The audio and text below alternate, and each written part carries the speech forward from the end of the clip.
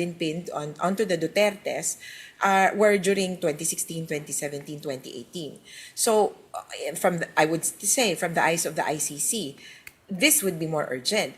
However, we didn't see that kind of urgency in the period of the request and then the issuance. These warrants were requested actually 6 months ago and were just granted now. So, I mean, that could debunk the entire argument about are they seeing this as urgent or are they looking at information or evidence that would support the warrant of arrest. In the Philippines, our advantage is our situation, our investigation has been in place since 2023. Although in Palestine, it has been under consideration since, I think, 2014. At the least, 2023, there was a clear instruction that in the Philippines, an investigation should continue. And we've seen the ICC being very active in looking for witnesses and even at one point suggesting that there were suspects already. So they have already named 5 suspects as confirmed even by the Philippine government. So that's Bato, etc. And 4 other chief police. Now, here's the thing. It could be a matter of one, urgency. Is there a need to deter current or ongoing acts? Or second, is it a matter of evidence? On the part of the Philippines, we think the development is that because of the Quadcom hearings, because of the Senate investigation, there have been recently new information or, as we say, admissions on the part of President Duterte as regards the killings. And that could lead or that could pin him down within the framework of this ongoing investigation, where the question is, so kapag investigation, ang tanong ay, sino ang pinaka-responsable? And we've heard the person claim that he was most responsible for this. And I would say that should signal the end of the investigation and move us towards trial. We'll be back with more stories after this break. Keep it here on One News.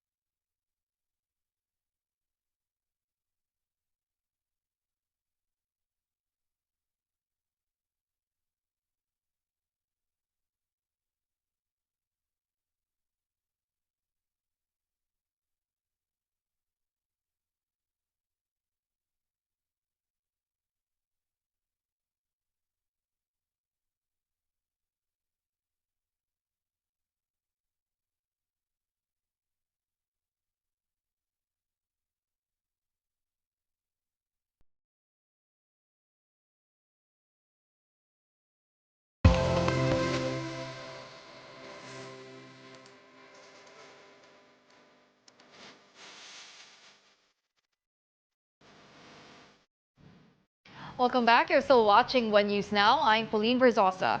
The number of dengue cases has drastically increased by 81% this year. So far, the health department has recorded over 340,000 dengue cases. This is higher compared to the 188,000 cases reported in the same time period last year. 881 dengue patients succumbed to the illness in 2024. However, the DOH has noted that out-case fatality rate has decreased from 0.34% last year to 0.26% this year. In other news, Philippine Navy spokesperson Roy Vincent Trinidad says that Task Force Ayungin enables the United States to provide intelligence information and enhance domain awareness in the West Philippine Sea. Here's an excerpt from his interview on The Big Story. With what you can reveal, what are the specifics of that? Paano binibigyan ng technical support ang bansa natin dito sa Task Force Ayungin? Yes, alam mo, ito ay, una sa lahat, ladies, ito ay part ng ating implementation of the Mutual Defense Board and the Security Engagement Board. There are different activities across both of those boards, and this is one particular activity.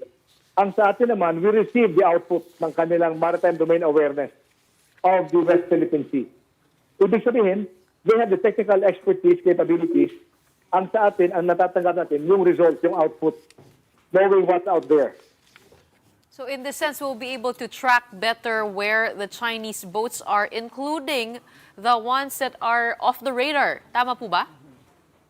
Yes, actually, hindi lamang yung mga sa Chinese, sa Coast Guard o sa PLA Navy, but overall domain awareness as much as possible all over the archipelago. But for this particular instance, with emphasis on the West Philippine Sea. Okay. Admiral, kung pwede nyo lang pong paliwanag sa amin, ang sinabi kasi ni National Security Advisor Anyo na itong task force daw is a unit internal to the United States. Pero pagkakaintindi namin, nandito sila. So can you explain to us ano yung ibig sabihin ng may internal unit na nandito sa Pilipinas? Yes.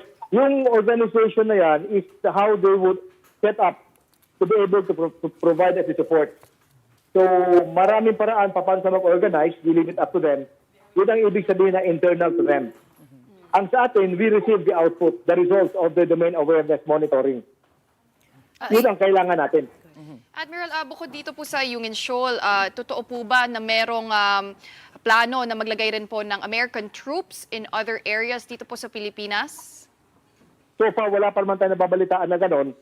Pero on a need basis, like example for HADR, yung mga response natin na nanggaling sa mga EDSA sites, staging areas, may mga coordination na there will be times na kailangan ng troops on the ground for coordination. Like for example, kung may papasok sa mga release goods nila, being brought in by aircraft, kailangan may mga kasundaluhan sila on the ground to help us monitor and coordinate all the relief efforts. Rear Admiral, pag sinabi nating Task Force Ayungin, ibig sabihin nakafocus po ba yan dun sa RORE missions to Ayungin? Or is this just a name to call this cooperation with the United States? Yes, madam.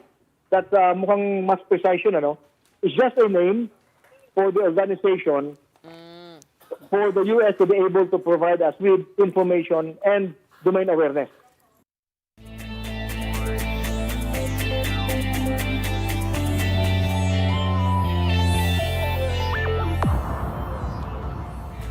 In the Premier Volleyball League, Creamline emerges triumphant against Akari. The Cool Smashers defeated the Chargers in straight sets at the Candon City Arena for their second win in the conference. Three-time league MVP Tots Carlos, who has been sidelined due to a knee injury, finally saw action again. Carlos produced 4 points in her return, while middle blocker Bea De Leon scored 12 points and star spiker Gemma Galanza tallied 13 points.